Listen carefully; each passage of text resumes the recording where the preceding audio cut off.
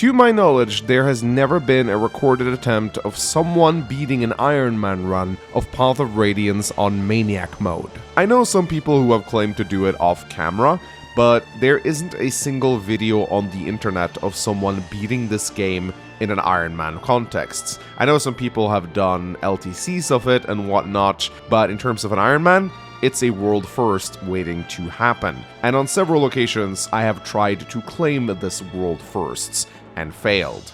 Failed so many times and failed so close to the finishing line.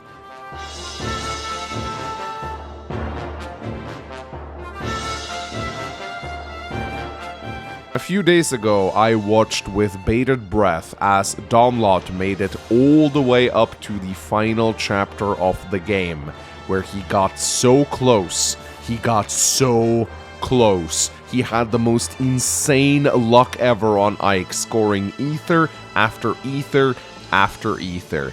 But, predictably, little by little, his army got chipped away, one by one, until Ike fell in battle. Just like I had done 2 times before, Domlot failed at the very final chapter. And the reason why he failed is because the final chapter of Path of Radiance on Maniac Mode is probably one of the most challenging maps of all time. It is pure insanity. This mode is pure insanity.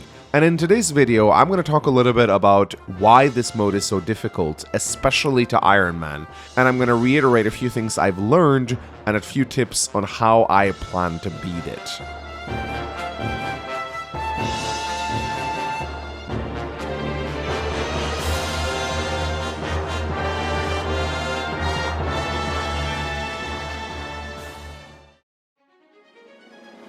So, first of all, there might be some of you guys sitting here wondering what the hell is Path of Radiance Maniac Mode. Like, I don't remember this difficulty when I played the game, and that's because it's not available in the European version of the game. It was a Japanese exclusive difficulty that they actually just removed in the localization. And many people believed over the years that the reason they removed it is because they thought Westerners were stupid and couldn't handle it. And there might be some truth to this. The Japanese are not known to hold very high thoughts of us Westerners when it comes to video games, but I think there is another, simpler explanation. This difficulty kinda sucks. The enemies have inflated stats, it takes forever to kill anything, and some maps are just an absolute nightmare to go through. In Chapter 27, Clash, you can literally face up to 100 plus enemies if you don't kill the boss quickly. That's how crazy this map is. They just throw reinforcements after reinforcements after reinforcements after you. So some of you may be sitting here asking, Mangs, why would you play this stupid difficulty? And the answer is, I don't know. I guess I'm just crazy. I mean, there is a surface level reason of I just want to be the first one to do it on YouTube, especially now that Domlot failed his attempts. And that may be enough reason on its own, but there's also something more to this. And it's the fact that I really like Path of Radiance. In fact, it's a game that's really grown on me over the years. I really enjoy the simplicity of the plot, I like some of the maps, and I really, really like the characters. It got such a vibrant, colorful roster of characters that are all really fun to use. And the other thing about Maniac Mode is that it completely changes the way you have to play Fire Emblem.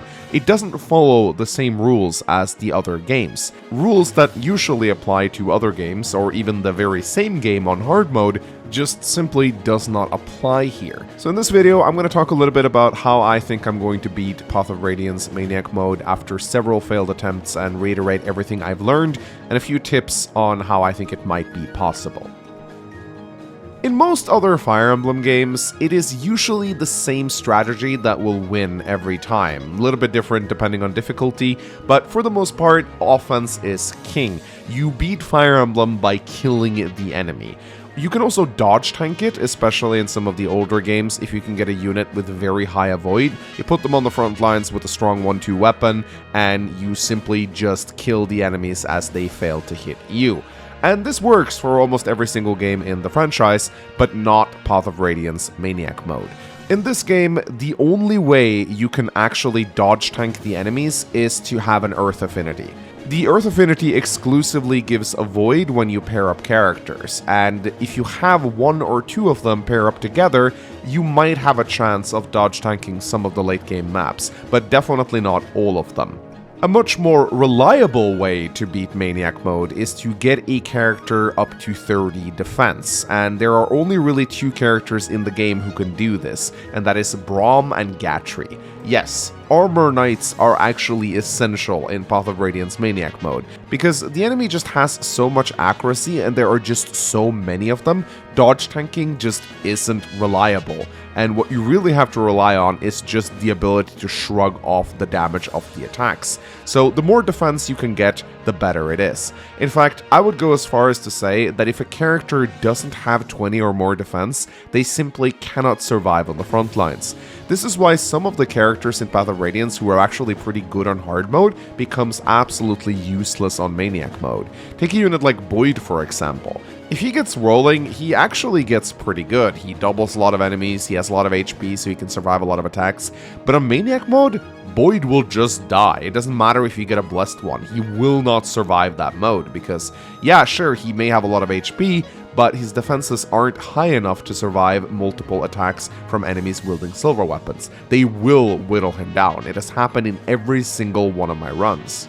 Another unit which kicks all sorts of ass in hard mode but is close to useless in Maniac Mode is the Swordmaster Stefan. He has incredibly high stats, he comes with the Astra skill and a really good sword that he's the only one who can really use for a big majority of the game, and on hard mode he just tears through everything and he's able to dodge most attacks, but on Maniac Mode he just doesn't have the survivability to survive. And because enemies are so incredibly bulky, whenever he procs Astra, he more often than not just ends up breaking his own weapon, which is really annoying. Another unit that changes a little bit in Maniac Mode is Jill.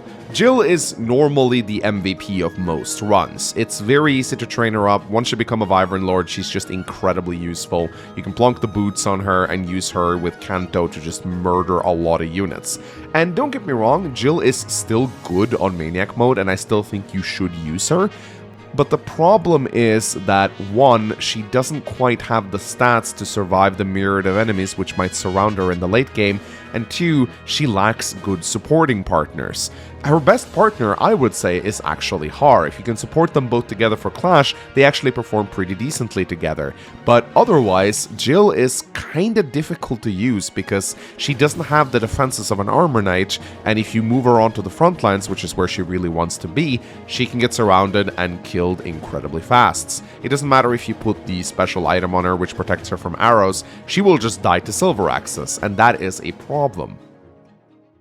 Maniac Mode is a difficulty that is all about preparing for certain difficulty spikes. It actually isn't that difficult for a majority of it. It is a little bit hard early on because the enemies are so bulky compared to your starting units, but in the mid-game, especially around the Serenus Forest arc, the difficulty is actually quite trivial and doesn't really feel that much more challenging compared to hard mode.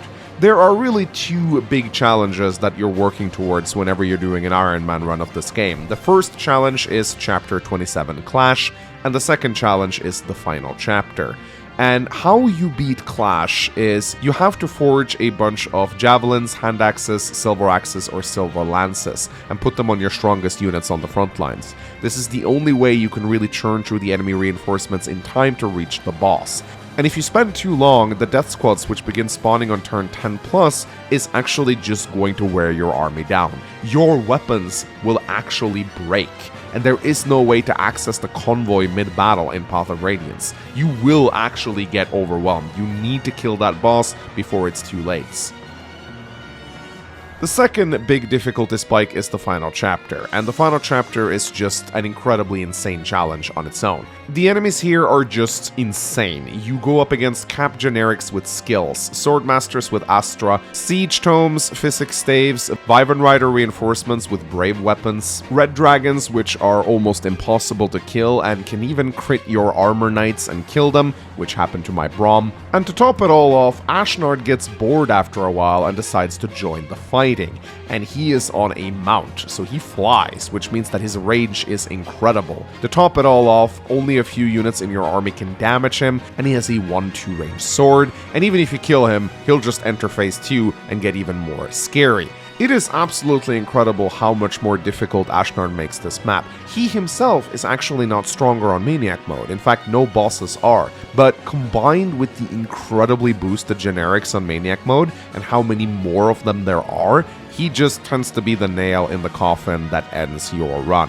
And that's why Path of Radiance Maniac Mode is so difficult.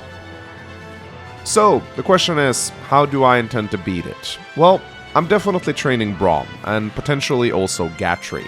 And I will also attempt to keep Jill alive. I would very much enjoy supporting her up with Har. I think they work really well together. I'm also going to try to see if I can keep Oscar and Kieran both alive and support them together on the front lines. They work really well together. I'm tempted to train Toronio as well, but I don't think he'll be needed if my other units stay alive for Clash.